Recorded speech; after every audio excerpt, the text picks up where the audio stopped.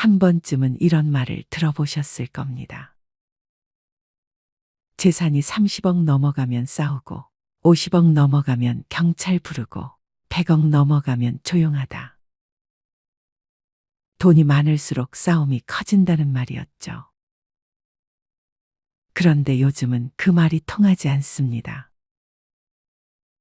이제는 30억, 50억이 아니라 단돈 1억 5천만 원. 심지어 아버지 통장 속잔고 300만 원을 두고서도 싸우는 시대가 됐습니다. 슬프지만 그 싸움의 시작은 늘 한 가지입니다. 나는 그렇게 생각 안 하는데. 그건 내 몫이야. 엄마는 그땐 그렇게 말 안 하셨어. 그리고 그 한마디가 한평생 함께 자란 형제의 관계를 단 한 달 만에 무너뜨립니다. 불과 10년 전만 해도 상속세는 부자들의 세금이었습니다.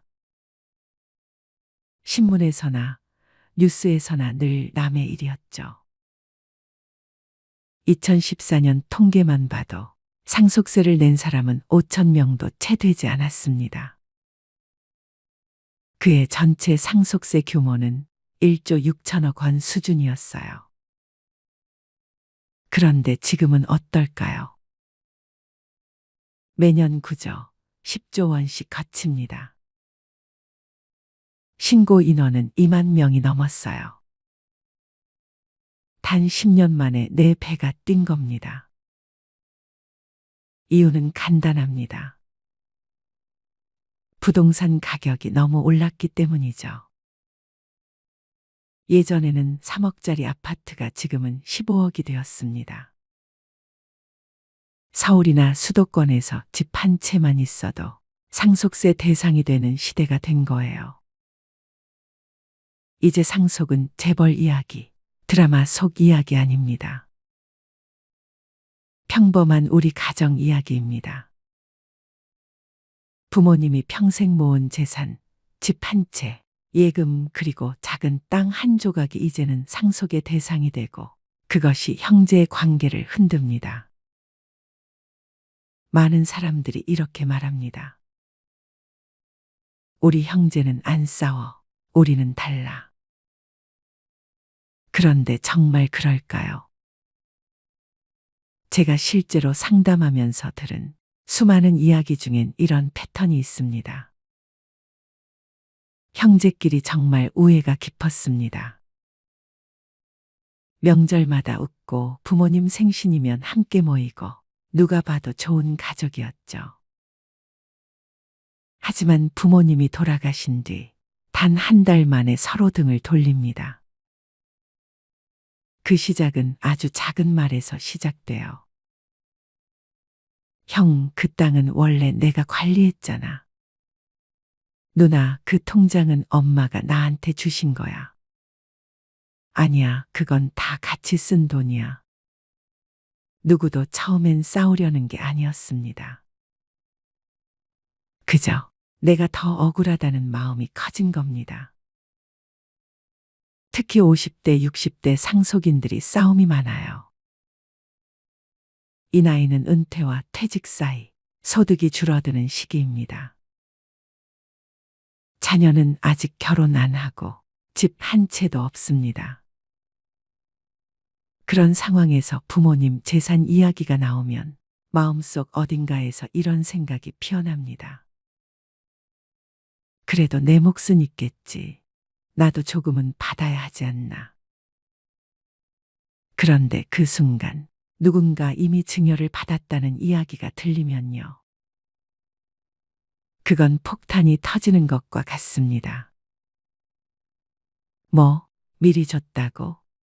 나한텐 한마디도 안 했는데. 그때부터는 대화가 안 됩니다. 사람이 변했다, 배신했다, 욕심 부린다, 이런 말들이 오가며 가족이 무너집니다. 사람들은 상속 싸움이라고 하면 큰 부자들 이야기라고 생각합니다. 우린 재산이 많지 않으니까 안 싸워요.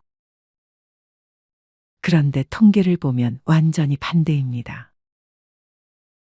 상속 소송 중 80%가 1억 원 이하의 재산 때문입니다.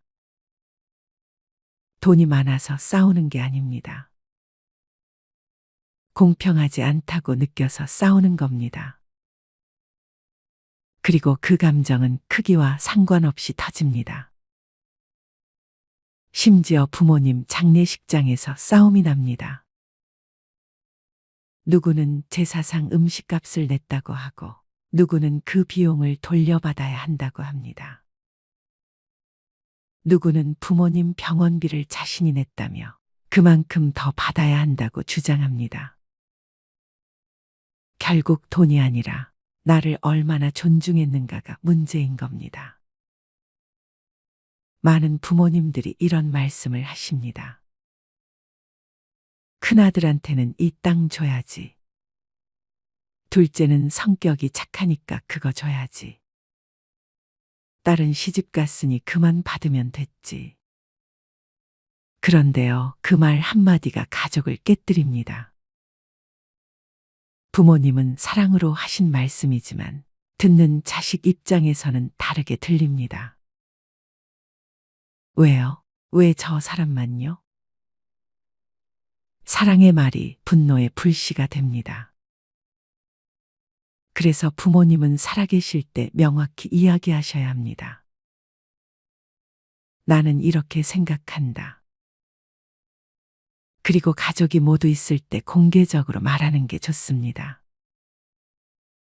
비밀은 의심을 낳고 의심은 싸움을 낳습니다. 많은 분들이 유언장을 쓰면 상속 싸움이 해결될 거라고 생각합니다. 하지만 현실은 다릅니다. 법적으로 완벽한 유언장도 형제가 납득하지 않으면 아무 소용이 없습니다. 그때 엄마 정신이 온전했냐? 누가 옆에서 강요한 거 아니냐? 이런 말이 나오면 유언장은 휴지 조각이 됩니다. 그래서 저는 항상 이렇게 말합니다. 유언장보다 중요한 건 대화입니다. 명절, 생신, 가족 모임 같은 날에 부모님이 이렇게 말씀하세요.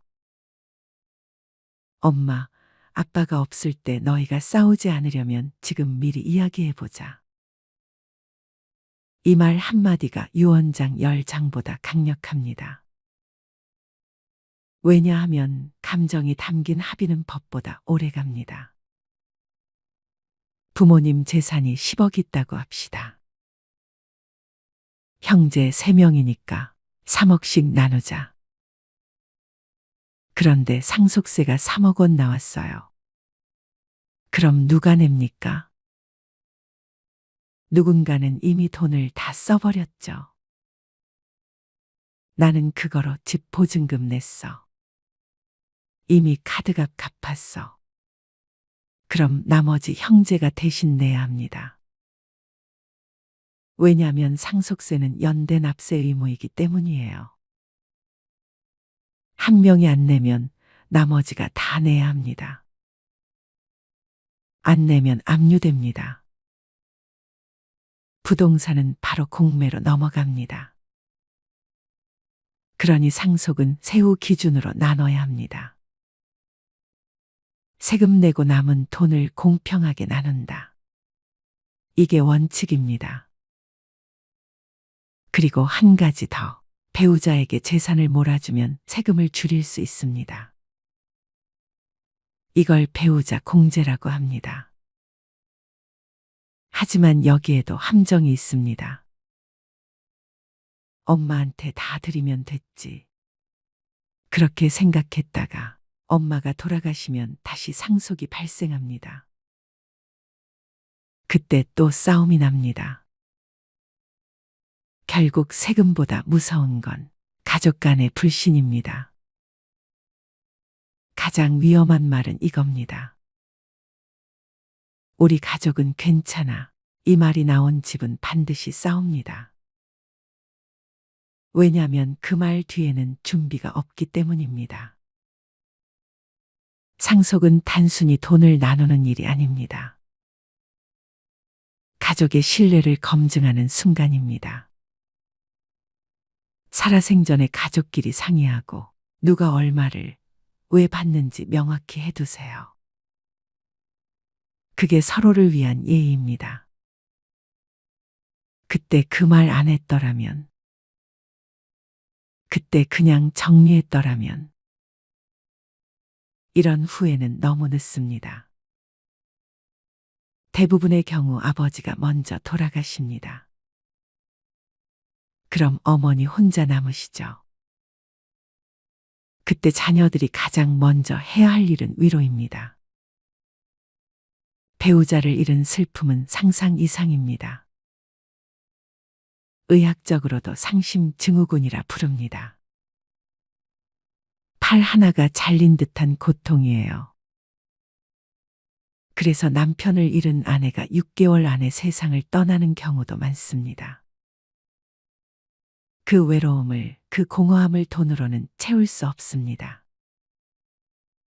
그럴 땐 자주 찾아뵙고 식사 같이 하시고 대화 나누는 게 최고의 효도입니다.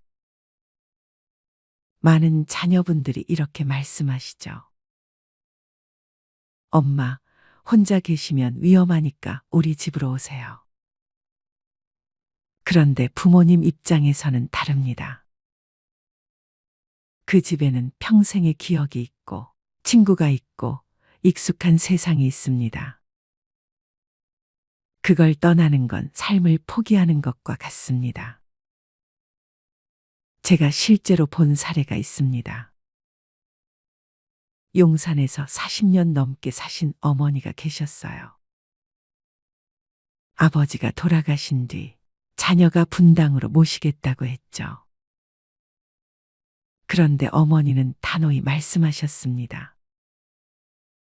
됐다. 난 여기서 살란다. 그 이유가 뭐였는지 아세요? 분당 가면 아는 사람이 한 명도 없어. 친구도, 이웃도, 교회도, 병원도 다 용산에 있었어요. 그분에게 이사는 단순한 이동이 아니라 단절이었습니다. 그래서 저는 이렇게 말씀드립니다. 부모님을 데려오기보다 찾아가세요. 그게 진짜 효도입니다. 장례를 마치고 나면 가장 먼저 해야 할 일은 상속 재산 확인입니다. 요즘은 정부에서 안심상속 원스톱 서비스를 제공합니다. 주민센터에서 사망신고를 할 때 안심상속 서비스 신청하시겠어요? 라고 물으면 꼭 하세요. 이 서비스를 신청하면 고인의 부동산, 차량, 예금, 보험, 주식 내역을 한 번에 확인할 수 있습니다. 이 과정이 3주 정도 걸립니다. 그리고 상속세는 6개월 안에 신고해야 하죠. 하루라도 늦으면 가산세가 붙습니다. 많은 분들이 이렇게 생각합니다. 부모님 돌아가시면 그때 가서 세무사 찾아가면 되지. 하지만 아닙니다. 그땐 이미 늦습니다. 왜냐하면 상속세는 돌아가신 그날 기준으로 결정됩니다. 돌아가시기 전에 세무사를 만나면 합법적인 절세 전략을 세울 수 있어요. 증여 시점, 배우자 공제, 보험 처리 등 미리 해두면 세금을 절반으로 줄일 수 있습니다. 하지만 돌아가신 뒤엔 모든 게 고정됩니다.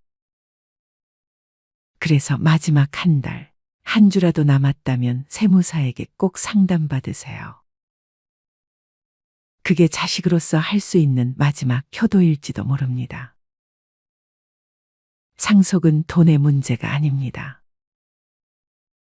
사랑을 어떻게 남길 것인가의 문제입니다. 부모님이 평생 쌓아온 재산, 그건 단순한 돈이 아니라 자식들을 위해 평생 모은 노력의 흔적입니다.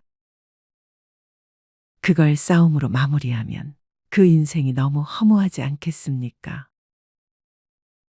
그래서 상속은 미리 준비해야 합니다. 부모님이 건강하실 때 이야기 나누고 자녀들이 솔직하게 의견을 말하고 감정이 아닌 이성으로 정리해야 합니다. 그게 지혜로운 부의 의장입니다. 여러분, 상속은 언젠가 누구에게나 닥칩니다.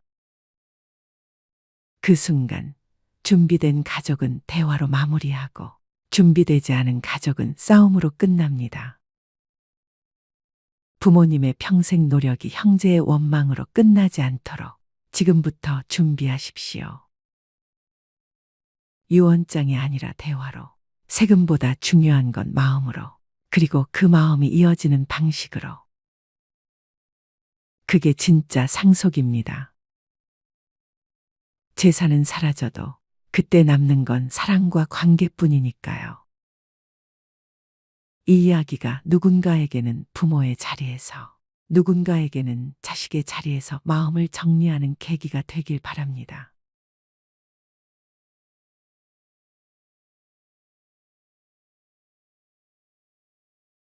혹시 최근 들어 문득 몸이 전과 같지 않다고 느껴지신 적 없으신가요? 아주 사소한 변화일 수도 있지만 자꾸만 신경이 쓰이는 그런 것들 말입니다. 허리띠가 갑자기 헐거워졌다든지, 전보다 쉽게 지치고 피곤함이 오래 지속된다든지, 혹은 가끔 기억력이 흐릿해지는 순간이 생기진 않았나요? 처음에는 단순히 나이 탓이라며 지나쳤을지도 모릅니다. 하지만 어느 순간 이런 생각이 스쳐 지나갈지도 모릅니다. 혹시 내 몸이 나에게 무언가 말하고 있는 걸까? 이 영상은 끝까지 보지 않으시면 반드시 후회하실 겁니다. 왜냐하면 여러분이 무심코 넘겼던 작은 변화들이 사실 생의 마지막을 준비하는 신체의 중요한 경고, 신호일 수 있기 때문입니다. 많은 사람들은 노년기의 죽음이 갑작스럽게 찾아온다고 생각하지만 사실 우리 몸은 마지막 단계에 들어서기 몇 개월, 때로는 1년 전부터 조용히 경고 신호를 보내기 시작합니다. 문제는 이런 신호들이 너무 작고 사소해 보이기 때문에 대부분의 사람들은 그것을 무심코 넘겨버리고 만다는 것입니다. 나중에야 비로소 뒤늦게 돌이켜보면 이미 그 조용한 신호들이 존재했음을 깨닫지만 그때는 준비하기엔 너무 늦고 소중한 마지막 시간을 온전히 누리기에도 늦어버리고 맙니다. 이번 영상에서는 노년층이 생의 마지막 1년을 앞두고 흔히 나타나는 대표적인 5가지 신호를 소개하겠습니다. 이미 알고 있지만 단순한 노화라고 생각했거나 그저 요즘 스트레스 때문이라며 넘겼던 부분들이 있을 것입니다. 하지만 이 신호들을 일찍 알아채면 사랑하는 이와 함께 보내는 소중한 시간을 더 의미 있고 평온하게 만들어줄 수 있습니다. 이 영상이 도움이 되셨다면 주변에 나이 드신 분들과 가족들에게 꼭 공유해 주세요. 그분들은 어쩌면 이 작은 변화들이 무엇을 의미하는지 몰라 혼자 불안해하거나 고민하고 있을지도 모릅니다. 우리가 조금 더 관심을 갖고 미리 알아차린다면 그분들에게 큰 위로와 도움이 될 것입니다. 피할 수 없는 죽음 앞에서 중요한 것은 어떻게 마지막 시간을 보내느냐입니다. 고통과 두려움 없이 평온하게 사랑하는 이들과 함께 따뜻한 순간들을 남길 수 있다면 얼마나 좋을까요? 이 영상은 바로 그 소중한 순간을 준비하고 의미 있게 보낼 수 있도록 돕고자 합니다.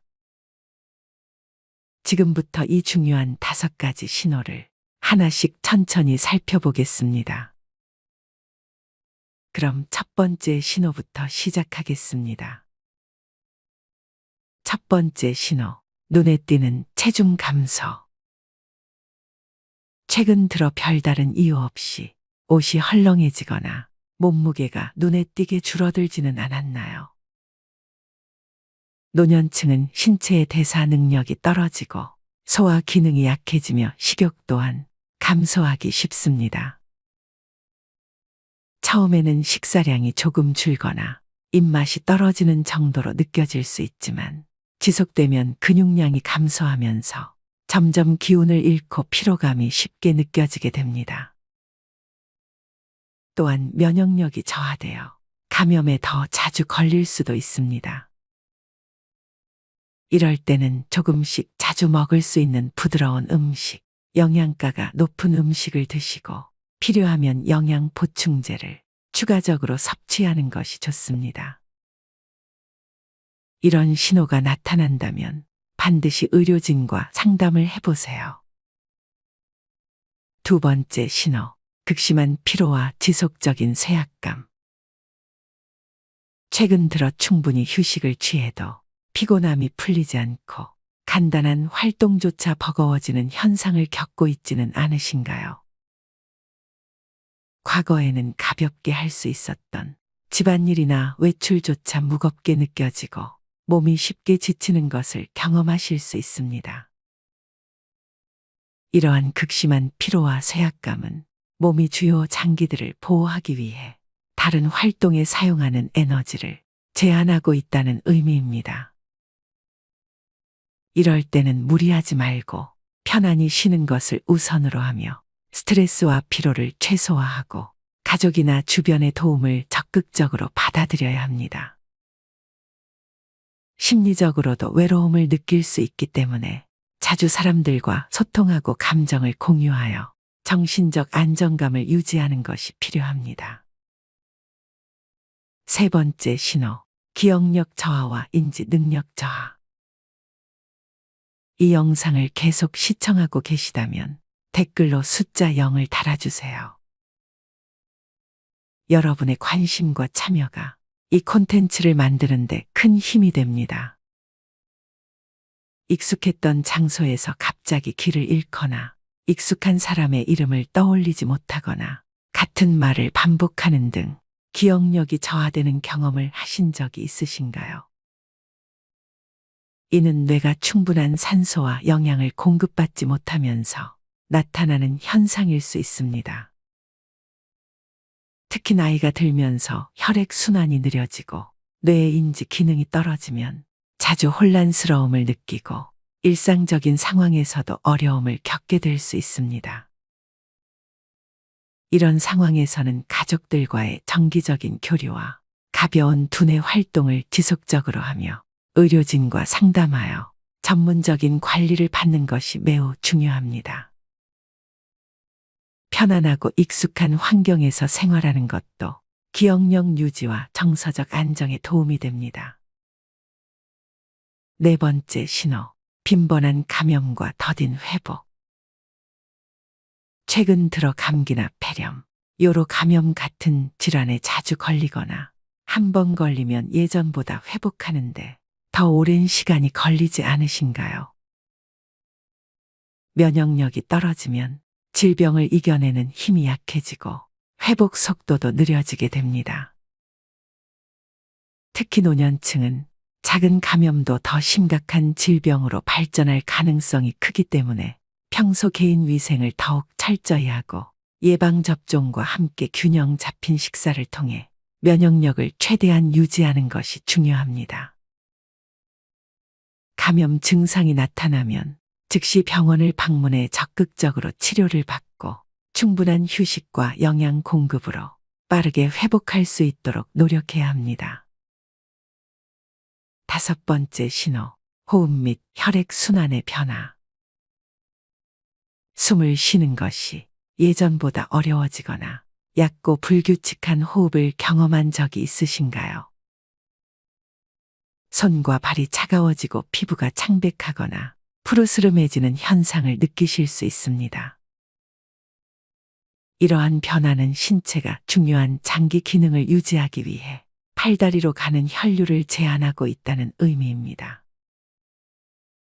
수면 중에도 호흡 곤란이 생겨 누워서 편하게 잠을 자기 힘들어지고 자꾸 앉아 있거나 베개를 높게 사용하는 것이 편할 수 있습니다.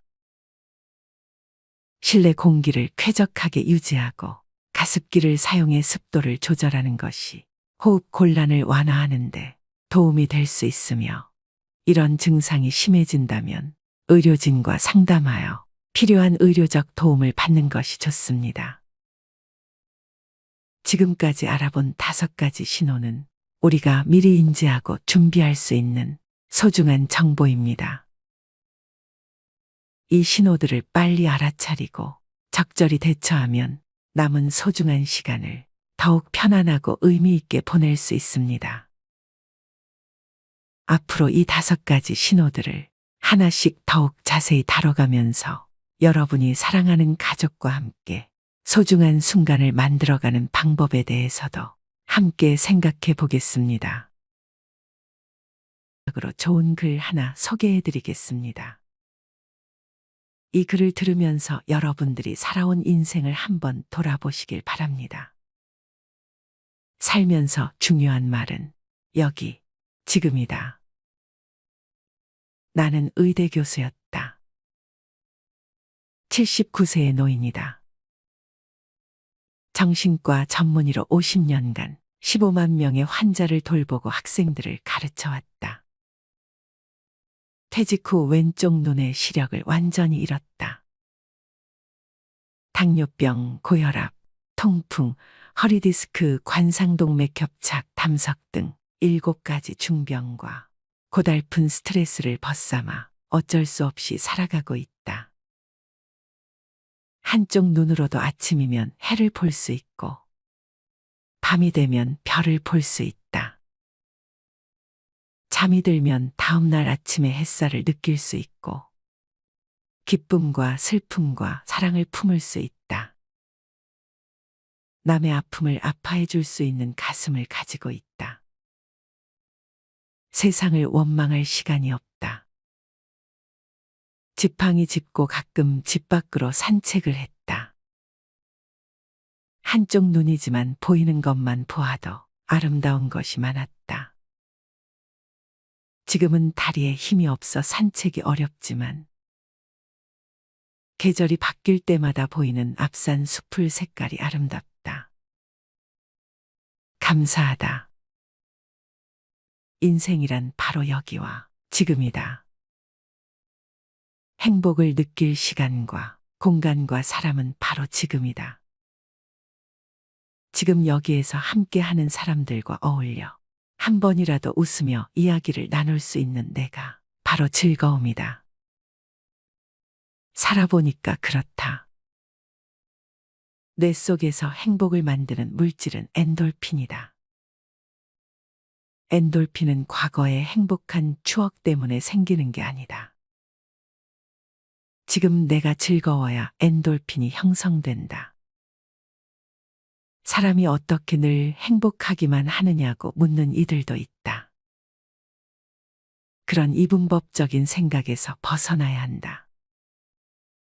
어제 죽은 사람들이 하루라도 더 살기를 원했던 그 소중한 시간에 나는 오늘에 살고 있다. 괴롭고 슬퍼도 한 가닥 희망을 만들어 보자. 살아있음이 즐겁고 만날 수 있음에 감사하자. 지나간 세월은 어렵게 살았더라도 다 행복했던 거라고 나이 든 사람들은 이야기한다. 왜냐하면 사람은 누구나 짜릿하게 행복한 시간이 있었다. 사람은 그 추억으로 사는 것 같다. 괴로움을 겪어봐야 행복할 줄 안다. 인생살이 살면서 오늘, 지금, 여기가 제일 중요하다라는 말이 맞는 말 같다. 아내 없이 살아보니까 있을 땐 몰랐는데 젓가락 한쪽이 없어진 거야. 있을 때 잘해 라는 말을 많이 들었는데 그럼 어떻게 살아야 할까? 우리 장인이 하신 말씀인데 나에게 주어진 대로 감사하면서 받아들이면 다 보여. 행복의 답은 바로 지금, 여기, 내 가슴에 담겨 있다. 고개 들어 저 멀리 하늘을 한번 보자. 이 영상을 보신 모든 분들은 오래오래 장수하시며 후회 없는 노후를 만들어 나가시길 간절히 기원합니다. 이젠 나 스스로를 사랑해야 한다. 우리는 이 세상에 올 때 혼자였다.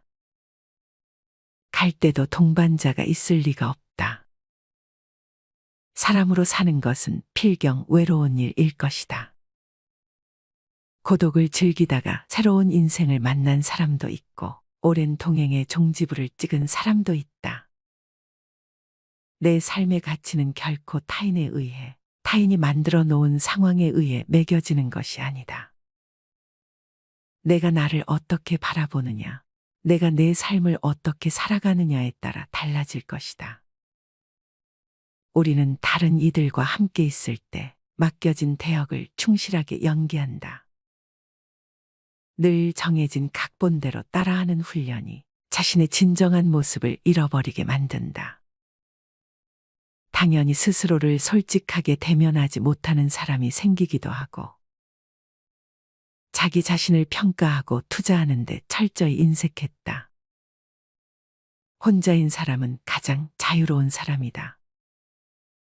그러나 사람들은 자신의 배역에 익숙해져 있는 터라 이런 자유를 마주하게 되면 오히려 충격에 빠진다.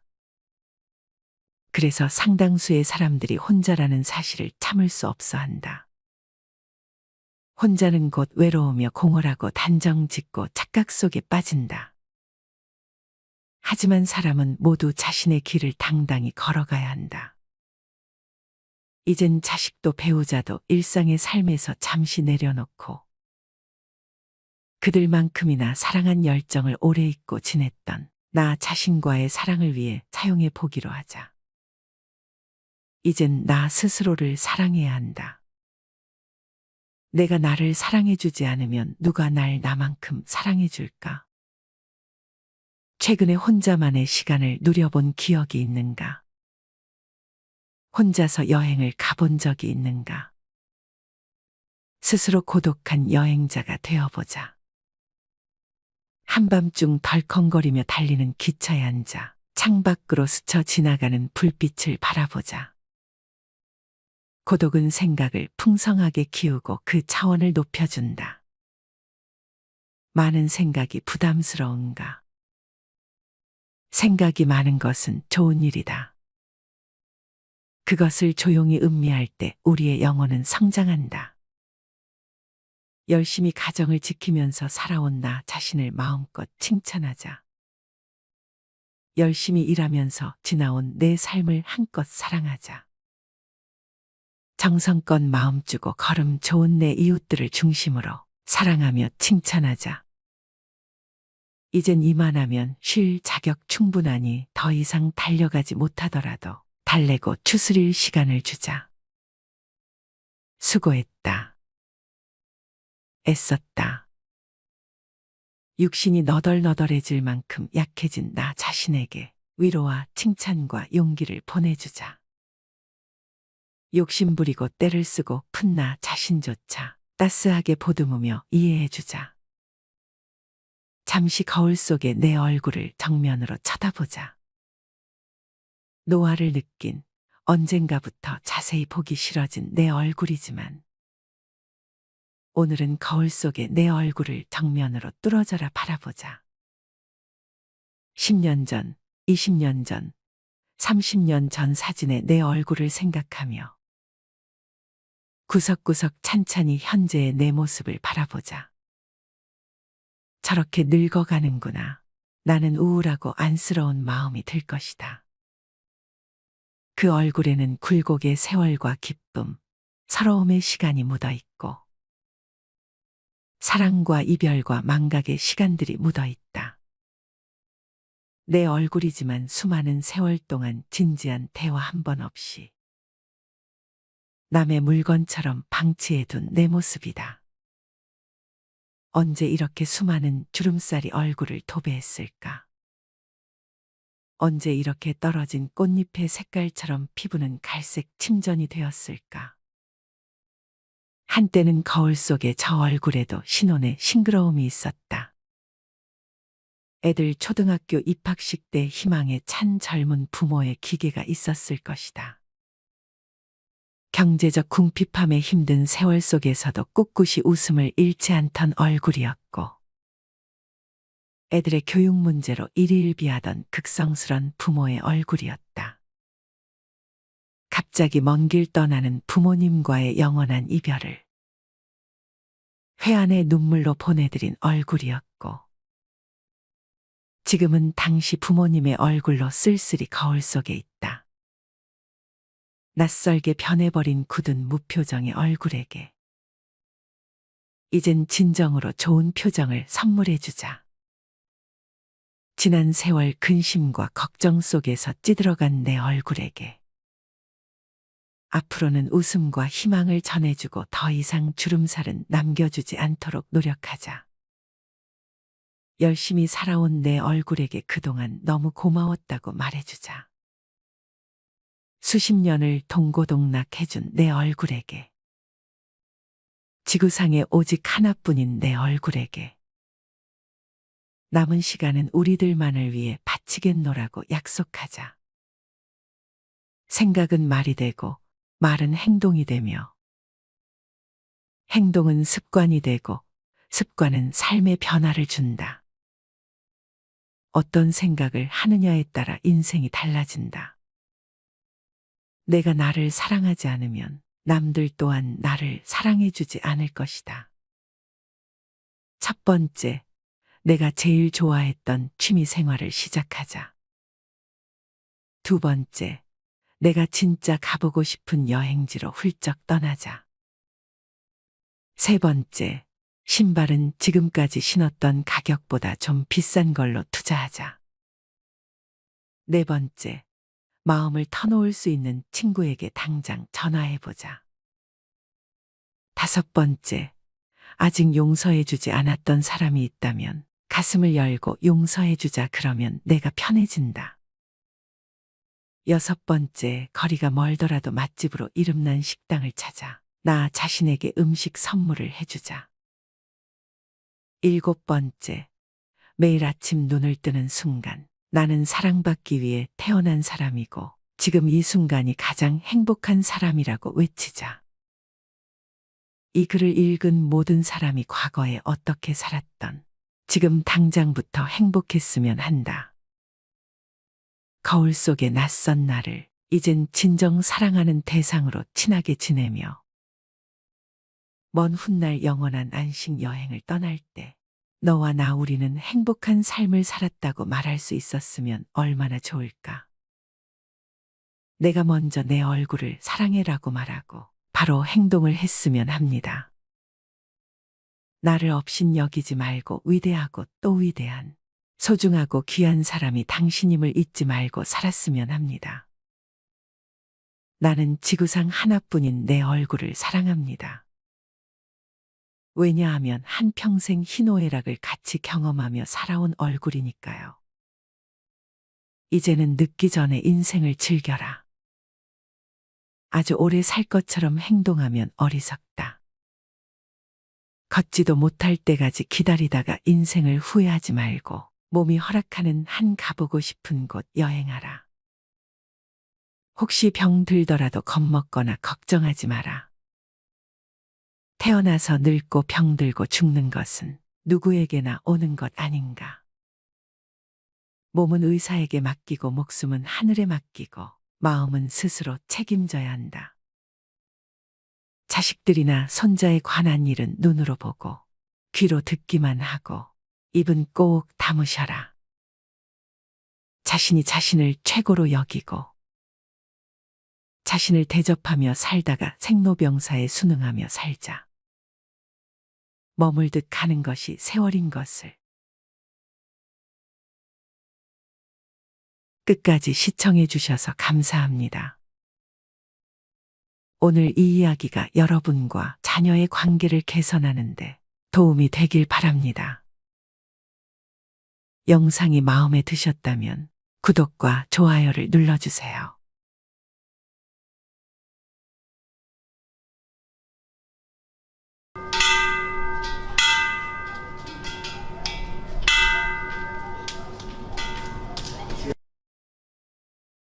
결혼한 지 2년이 된 준호 씨는 이번 추석에도 혼자 고향으로 내려가는 길에 올랐습니다. 아내 혜진 씨는 이번에도 시댁에 오지 않겠다는 결정을 내렸고, 준호 씨는 그 결정을 존중하려 했지만 여전히 마음속은 복잡했습니다. 첫해 결혼한 명절부터 혜진 씨는 시댁에 가지 않겠다고 했고, 그때부터 준호 씨의 마음은 점점 무거워졌습니다. 매년 명절이 다가올 때마다 가족 간의 갈등은 깊어졌고, 올해도 어김없이 준호 씨는 홀로 부모님을 뵈러 가는 길에 나섰습니다. 차를 타고 3시간을 달려 도착한 고향집. 익숙한 집 앞 풍경이 반가우면서도 마음 한구석에는 불안함이 자리 잡고 있었습니다. 집에 들어서자마자 익숙한 음식 냄새가 풍겼습니다. 그 냄새는 매년 어머니 명자 씨가 명절을 위해 준비하는 요리의 향기였습니다. 하지만 올해도 어머니 혼자서 모든 일을 하고 계실 것을 생각하니 준호 씨는 마음이 더 무거워졌습니다. 엄마, 저 왔어요. 준호 씨는 어머니에게 인사하며 주방으로 다가갔습니다. 주방에서 분주하게 움직이고 있는 어머니 명자 씨는 아들 준호를 보자 반갑게 맞았지만 얼굴엔 피로가 역력했습니다. 왔구나. 오느라 힘들었지? 얼른 씻고 와라. 저녁 준비 다 됐다. 준호 씨는 주방 안으로 들어가 어머니를 도우려 했습니다. 엄마, 도와드릴게요. 혼자 하시면 힘드실 텐데요. 그러나 명자 씨는 피곤한 얼굴로 고개를 저으며 말했습니다. 아니다. 너도 오느라 힘들었을 텐데 그냥 쉬어라. 그러나 준호 씨는 어머니의 말을 듣고 그냥 앉아 있을 수 없었습니다. 그는 곧바로 주방으로 들어가 전을 부치기 시작했습니다. 어머니가 전을 뒤집으며 그동안 쌓여온 피로와 서운함을 참지 못하고 한마디 내뱉었습니다. 결혼한 지 얼마 안 됐는데 시댁에 한 번도 안 오겠다고 하는 게 말이 되니? 명자 씨는 준호 씨를 향해 조용히 물었습니다. 그러나 그 안에는 깊은 섭섭함이 담겨 있었습니다. 준호 씨는 아무 말도 하지 못했습니다. 그동안 아내 혜진의 결정을 존중하려 했지만 어머니의 실망과 섭섭함을 마주할 때마다 준호 씨는 스스로가 이 상황을 제대로 풀지 못한 것 같아 괴로웠습니다. 다른 며느리들은 다 오는데 왜 혜진이만 안 오는 거야? 명자 씨는 준호 씨의 얼굴을 바라보며 말을 이어갔습니다. 다들 와서 얼굴도 보고 같이 음식도 만들고 다들 그렇게 하는데 혜진이만 왜 안 오냐고. 준호 씨는 답답한 마음에 깊은 한숨을 내쉬었습니다. 엄마, 혜진이는 어릴 때부터 엄마가 시댁에서 고생하는 걸 보고 자라서 그래요. 그게 혜진이한테는 큰 상처로 남아 있어요. 그래서 명절 때 시댁에 오는 게 너무 힘들다고 했어요. 그러나 명자 씨는 그 대답에 전혀 납득하지 못하는 눈치였습니다. 다른 사람들도 힘들어. 근데 그걸 다 참고 오는 거잖아. 그게 명절이고 그게 가족이지. 왜 혜진이는 그걸 못 견디겠다고 하니? 명절 한 번 시댁에 오는 게 그렇게 어려운 일이냐? 명자 씨의 목소리에는 서운함과 피로가 겹쳐져 있었습니다. 그녀는 매년 같은 말을 되풀이하며 며느리들이 명절에 오지 않는 이유를 납득할 수 없었습니다. 그런 어머니의 목소리에 준호 씨도 더 이상 할 말이 없었습니다. 그는 아내 혜진의 결정을 이해하려 했지만 어머니의 상처를 마주할 때마다 그의 마음은 괴로움으로 가득 찼습니다. 그때 형과 형수가 아이들을 데리고 집에 도착했습니다. 형수는 아이들과 시간을 보내며 주방에서 멀찍이 떨어져 있었고 명자 씨는 그 모습을 보며 짜증이 치밀어 올랐습니다. 해마다 형수는 명절에 와서 아이들을 돌보느라 바쁘다며 주방일에는 손을 대지 않았고 올해도 어김없이 비슷한 상황이 이어졌습니다. 애들하고 좀 놀고 나중에 도울게요. 형수는 조심스럽게 말하며 아이들과 시간을 보내고 있었습니다. 그러나 명자 씨는 더 이상 참을 수 없다는 듯이 전을 뒤집던 손을 멈추고 형수를 향해 말했다. 너는 매번 명절마다 애들 핑계로 주방 일을 안 돕고 이렇게 앉아서 쉬기만 하니? 내가 혼자 이 많은 걸 어떻게 다 하라는 거니? 명자 씨의 목소리는 조금씩 높아졌습니다. 그동안 참아왔던 서운함과 피로가 한꺼번에 폭발한 것이었습니다. 형수는 당황한 표정으로 아이들을 안으며 대답했습니다. 어머니, 저도 애들 돌보느라 힘들어요. 내일 아침에 차례 준비할 때 도울게요.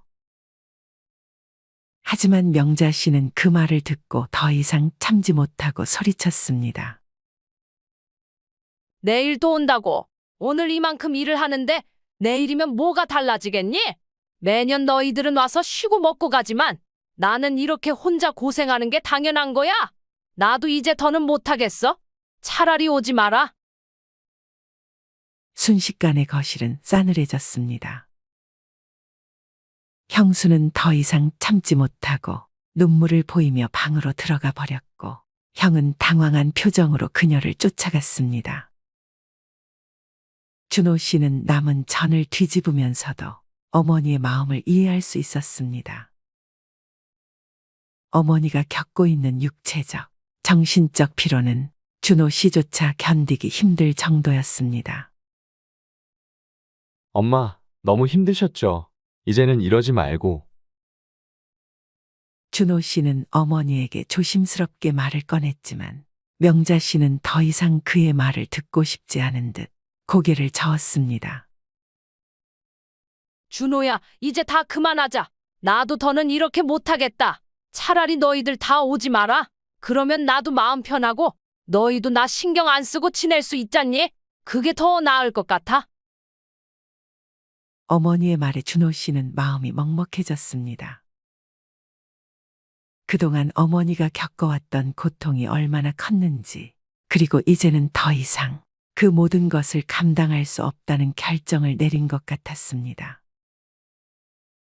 어머니의 목소리에는 체념과 피로가 가득 묻어났습니다. 그저 명절이 오면 찾아오길 기대하던 어머니는 이제 더 이상 기대할 힘조차 남아있지 않았습니다. 다음 날 아침, 차례 준비는 여느 때처럼 진행되었지만 분위기는 더 이상 예전과 같지 않았습니다. 어머니는 아무 말 없이 조용히 음식을 준비했고 형과 형수는 어색한 침묵 속에서 차례를 지냈습니다. 차례가 끝난 후 형과 형수는 아이들을 데리고 서둘러 떠났습니다.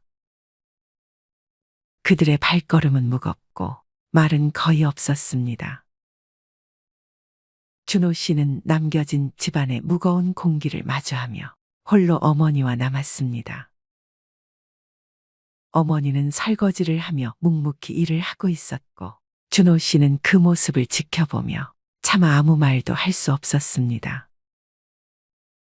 명절은 이제 더 이상 가족 간의 즐거운 화합의 시간이 아니었습니다.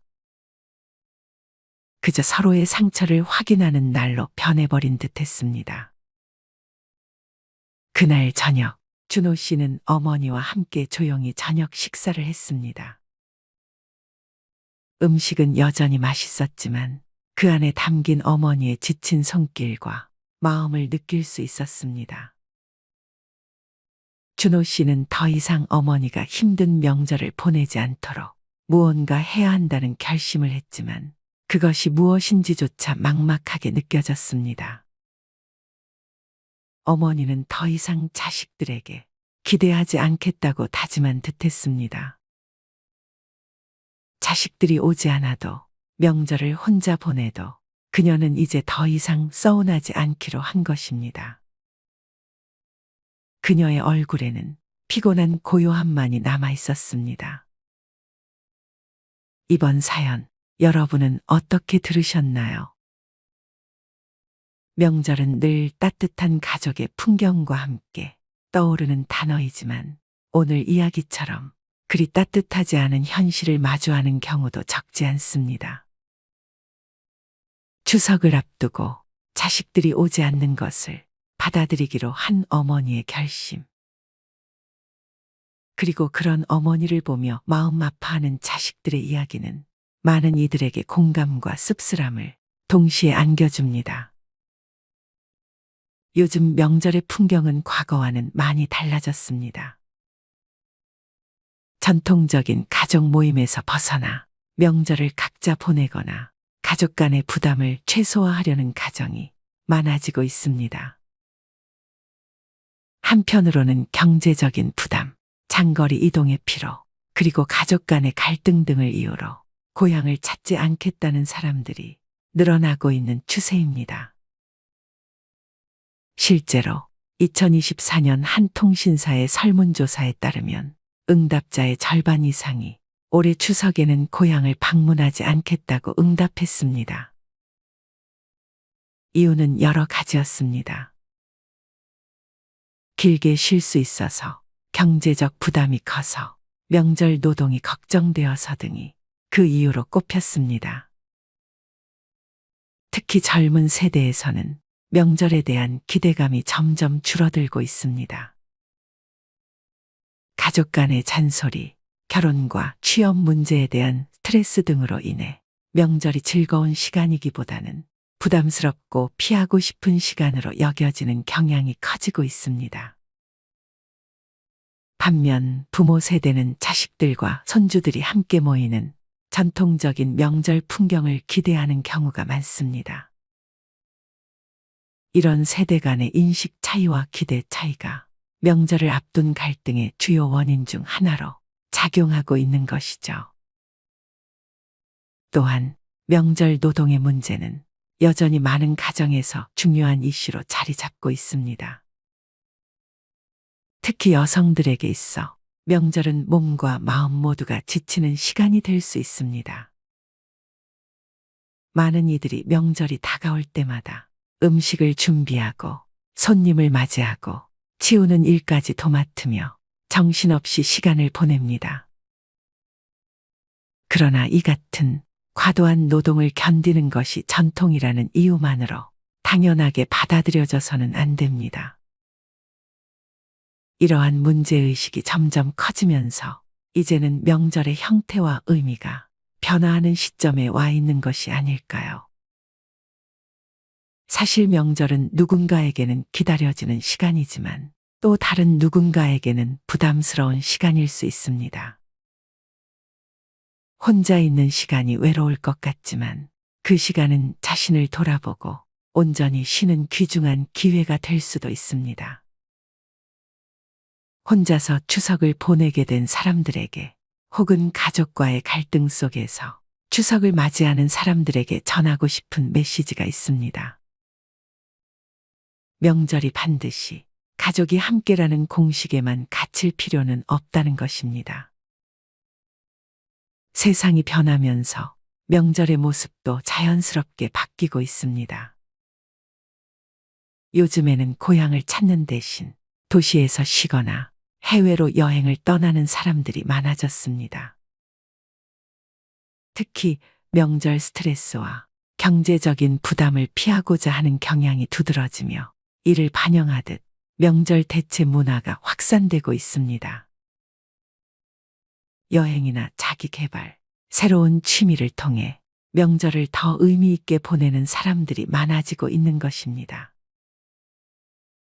명절의 전통적인 의미를 지키는 것도 중요하지만 그것이 반드시 함께 모여야만 하는 것은 아닙니다. 중요한 것은 우리가 어떻게 그 시간을 보내느냐에 대한 선택의 문제입니다. 혼자서 보내는 명절도 나쁘지 않습니다. 때로는 혼자서 나만의 시간을 보내며 재충전하는 것이 가장 의미 있는 명절이 될 수 있습니다. 그렇다면 이번 추석에는 어떻게 하면 조금 더 행복하고 의미 있는 시간을 보낼 수 있을까요? 먼저 자신에게 가장 필요한 것이 무엇인지 생각해 보세요. 누군가에게는 휴식이, 또 누군가에게는 평소 하지 못했던 취미를 즐기는 시간이 될 수 있습니다. 조용히 책을 읽거나 영화나 드라마를 몰아보며 휴식할 수도 있고, 근처 공원을 산책하며 가을의 풍경을 만끽할 수도 있습니다. 그동안 미뤄왔던 자기 개발에 집중하거나 요리를 해보는 것도 좋은 방법입니다. 또한 최근에는 혼자서도 즐길 수 있는 다양한 명절 활동들이 늘어나고 있습니다. 명절 음식이 그리운 분들은 배달 음식을 통해 전통 음식을 맛볼 수 있고, 명절 분위기를 느끼고 싶다면 집에서 간단한 상차림을 준비해 보는 것도 좋습니다. 명절을 꼭 누구와 함께 보내지 않더라도 나만의 방식으로 충분히 의미 있게 보낼 수 있습니다. 만약 명절에 가족과의 관계가 부담스럽거나 갈등이 있다면 이번 추석을 통해 한 발짝 물러서서 관계를 다시 정리해 보는 것도 좋습니다. 관계에 대한 고민은 명절이 아니더라도 언제나 이어질 수 있습니다. 그럴 때에는 혼자서 천천히 생각하고 스스로를 돌아보며 그 관계를 어떻게 개선할 수 있을지 생각해 보는 시간이 필요할지도 모릅니다. 가족과 함께하는 명절이 아니더라도 혼자서 추석을 보낼 때 그 시간은 오롯이 자신에게 집중할 수 있는 소중한 시간이 될 수 있습니다. 자신에게 더 많은 여유를 주고 스트레스에서 벗어나 진정한 휴식을 취해보세요. 혼자 보내는 명절이 외로울 것 같지만 그 시간은 자신의 몸과 마음을 재충전할 수 있는 기회로 만들어 볼 수 있습니다. 혹시 이번 추석을 혼자 보내게 되신 분들이라면 자신에게 위로를 건네보세요. 혼자라는 사실이 외롭거나 쓸쓸한 것이 아니라 그 시간을 통해 진정한 평안을 얻고 자신만의 시간을 즐길 수 있음을 깨닫는 것이 중요합니다. 나 자신을 위한 시간을 충분히 누릴 수 있는 기회로 삼고 그 안에서 새로운 의미를 발견해 보세요. 모두가 각자의 방식으로 추석을 맞이하고 있지만 그 안에 담긴 소중한 시간은 누구에게나 같습니다. 우리가 어디에 있든 어떤 방식으로 명절을 보내든 그 시간은 우리에게 휴식과 여유, 그리고 새로운 시작을 가져다 줄 수 있습니다. 어느 곳에서든 어떤 상황에 있든 이번 추석은 여러분에게 소중한 시간이 되기를 바랍니다. 가족과 함께하지 않더라도 나 자신에게 집중하며 그 시간을 잘 보내길 바라는 마음입니다. 추석을 앞두고 많은 분들이 각자의 자리에서 저마다의 방법으로 이 시간을 채우고 있을 것입니다. 혼자 있는 시간이 외롭다고 느껴질지라도 그 시간을 통해 더 깊은 의미를 찾고 평온을 누리길 바랍니다. 모두에게 풍요롭고 따뜻한 한가위가 되길 바랍니다. 여러분의 삶 속에서 그 여유와 행복이 가득하길 기원하며 이번 추석에도 평안한 마음으로 소중한 시간을 보내시길 바랍니다. 어디서든 누구와 있든지 풍성한 한가위 되세요. 정숙 씨는 이제 58살, 중년을 넘긴 나이에 다가가고 있는 평범한 가정주부입니다. 두 자녀는 모두 성인이 되었고 대학을 졸업하고 사회에서 어느 정도 자리를 잡은 후 각자의 삶을 살고 있습니다. 정숙 씨는 오랫동안 가정과 직장에서 바쁘게 생활하다 이제 남편과 함께 조용하고 여유로운 노후를 준비하려던 차였습니다. 하지만 그 조용한 일상에 예기치 못한 일이 터졌습니다. 정숙 씨의 큰 아들 민수는 30대 중반으로 서울에서 중소기업에 다니고 있습니다. 민수는 고등학교 때부터 늘 똑똑하고 능력 있는 아들이었지만 최근 몇 년간 직장 내 경쟁에서 밀리고 몇 번의 실패를 겪으면서 자존감이 많이 떨어졌습니다. 그러다 보니 민수는 자주 부모에게 경제적 도움을 요청하며 점점 부모에게 의존적인 태도를 보이기 시작했습니다.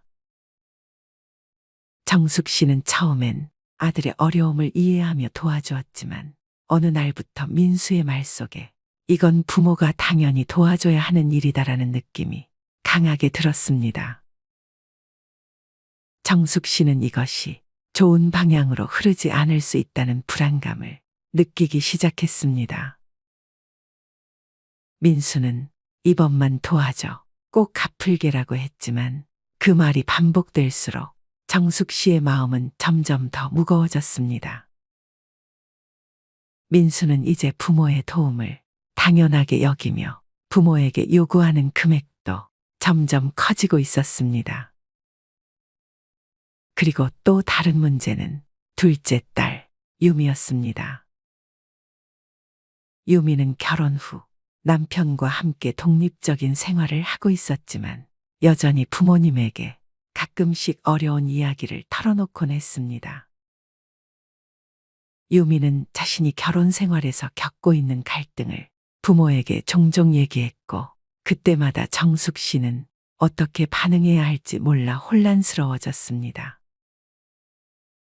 유미는 부모에게 간섭을 받는 것을 불편해했으며 종종 엄마, 아빠가 너무 나를 간섭해라며 불만을 토로했기 때문입니다. 그럴 때마다 정숙 씨는 딸의 감정을 헤아려 주려 했지만 갈등을 피하기 위해 알겠어, 알겠어 하고 넘어가는 일이 많았습니다. 그러나 이러한 대처가 유미와의 관계에서 오히려 상처를 만들 수 있다는 생각을 하지 못한 채 그냥 넘기기만 했습니다. 정숙 씨는 점점 부모로서의 책임감과 자식으로서의 독립적인 삶 사이에서 갈등을 겪기 시작했습니다. 민수는 부모에게 요구하며 점점 더 의존적인 태도를 보였고 유미는 간섭을 싫어하며 부모와의 거리를 두려 했습니다. 정숙 씨는 어느 순간부터 두 자녀와의 관계에서 고민이 많아졌고 이 갈등을 어떻게 해결해야 할지 모르겠다고 생각했습니다. 그런데 어느 날 정숙 씨는 결국 큰 결심을 하게 됩니다. 이제 더 이상 두 자녀가 자립적인 삶을 살도록 도와주는 방법을 찾아야 한다고 느꼈습니다. 정숙 씨는 이를 해결하기 위해 자신의 태도와 대응 방식을 바꾸기로 마음먹었습니다. 오늘은 자식과의 관계를 풍요롭게 만들어줄 3가지 배려의 기술을 소개하려 합니다. 이 기술들은 단순한 배려를 넘어 사람들의 신뢰를 얻고 관계를 깊이 있게 만드는 힘을 가지고 있습니다. 끝까지 시청하시면 여러분의 인간관계가 한층 더 빛날 수 있을 것입니다. 첫 번째, 모르는 척. 정숙 씨는 민수에게 다시 한번 금전적인 요청을 받았을 때 즉각적으로 대답하지 않았습니다. 대신 그녀는 이번에는 내가 도와줄 수 없다고 말하려는 마음을 다잡고 잠시 고민에 빠졌습니다. 민수는 부모가 도와줄 거라는 확신을 가지고 요구했지만 정숙 씨는 모르는 척하는 태도를 취했습니다.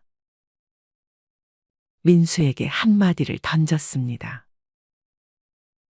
민수야, 이번엔 내가 도와줄 수 없을 것 같아. 내가 어려운 상황인 건 알지만 이번엔 스스로 해결할 수 있을 거라고 믿어. 내가 어떻게 할 수 있을지 생각해보고 필요한 일이 있으면 말해줘. 우리가 항상 도와줄 수는 없으니까. 정숙 씨는 여기서 중요한 선택을 했습니다. 단순히 모르는 척하려는 것이 아니라 민수에게 자신의 어려움을 스스로 해결할 기회를 주는 것이었습니다. 민수가 부모의 도움 없이도 문제를 해결할 수 있다는 자신감을 주고자 한 것이었습니다. 처음에는 민수가 놀란 표정을 지었지만 점차 스스로 어떻게 할 수 있는지 고민하기 시작했습니다.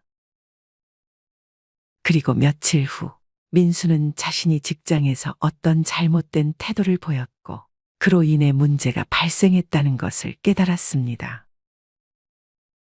그가 스스로 문제를 인식하고 해결 방안을 찾는 데 도움을 준 것은 정숙 씨가 모른 척하면서도 그의 성장을 돕는 지혜로운 선택이었습니다. 모르는 척은 때로는 상대방의 잘못을 지적하거나 직접적인 도움을 주는 것보다 그들이 스스로 문제를 해결할 수 있도록 기회를 주는 배려가 될 수 있습니다. 정숙 씨는 민수가 성장할 수 있도록 그에게 해결의 기회를 준 것입니다. 이 과정에서 민수는 자립적인 삶을 위해 중요한 교훈을 얻었습니다. 두 번째, 돈 없는 척. 정숙 씨는 두 번째로 민수와 유미에게 돈 문제를 다룰 때 돈 없는 척하는 방법을 택했습니다. 민수는 또다시 큰 금액을 요구하며 이번에는 정말 마지막이야라는 말을 반복했습니다. 하지만 정숙 씨는 처음으로 단호하게 말을 꺼냈습니다. 민수야, 우리가 도와줄 수 있는 부분은 이제 더 이상 없다. 우리가 가진 돈으로 할 수 있는 일은 한정적이야. 너도 이제 성인이니까 더 이상 부모에게 의존하지 않기를 바란다. 내가 스스로 책임지고 해결하는 게 중요해. 정숙 씨는 그 말을 하며 민수에게 금전적으로 더 이상 의존하지 않도록 할 때라는 것을 알렸습니다. 처음에는 민수가 약간 화가 났지만 결국 그는 부모가 자신의 경제적인 문제에 끼어들지 않도록 스스로 해결책을 찾아가기로 결심했습니다. 돈 없는 척하는 것이 곧 민수에게 더 이상의 경제적 의존을 끊게 만들었고 자립적인 삶을 살도록 한 중요한 순간이었습니다. 돈 없는 척은 물질적인 요구가 있을 때 이를 거절하는 것이 아니라 경제적 독립을 이끌어내는 중요한 방법입니다. 부모가 더 이상 경제적 지원을 해주지 않으면서 자식이 스스로 문제를 해결하는 기회를 만들 수 있습니다. 부모는 자식에게 책임감을 부여하고 자립적인 삶을 살도록 돕는 방법으로 돈 없는 척을 실천한 것입니다. 세 번째, 못 본 척. 마지막으로 정숙 씨는 유미와의 관계에서 못 본 척을 실천했습니다. 유미는 종종 부모에게 불평을 털어놓고는 부모가 간섭하는 것에 대해 불만을 나타내었습니다. 그런데 정숙 씨는 유미가 말을 할 때마다 못 본 척하고 가벼운 미소를 지으며 넘기기 시작했습니다. 그래, 그런 일이 있었구나. 너희도 힘들겠지만 나도 그런 거 다 해봤어. 그럼 잘 해결될 거야. 이 말을 듣고 유미는 조금 놀라기도 했지만 그녀는 부모가 너무 간섭하지 않고 자신의 입장을 이해해 주려고 한다는 점에서 마음이 편해졌습니다.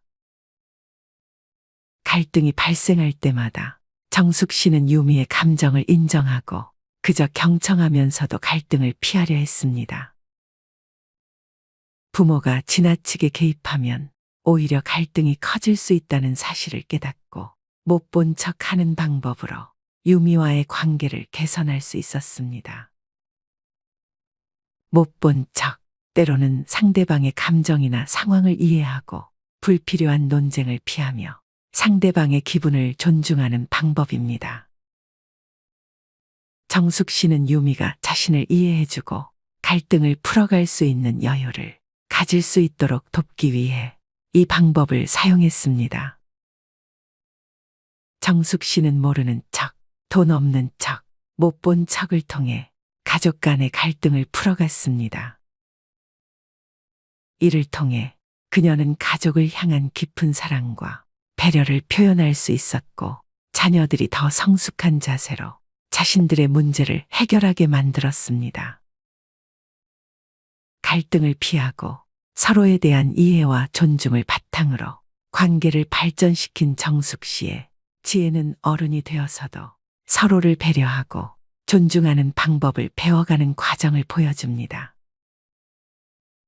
이처럼 나이가 들수록 중요한 것은 단순한 물질적인 지원이나 감정적인 반응이 아니라 상대방을 이해하고 배려하는 지혜와 태도입니다. 세 가지 척은 단순히 회피하는 태도가 아니라 상대방을 배려하며 건강한 관계를 유지하기 위한 중요한 방법이 될 수 있습니다. 사람들과의 만남은 언제나 다양한 감정을 동반합니다. 어떤 사람과의 대화는 편안하고 따뜻하게 느껴지지만 다른 사람과는 왠지 모르게 거리감과 어색함이 생기기도 하죠.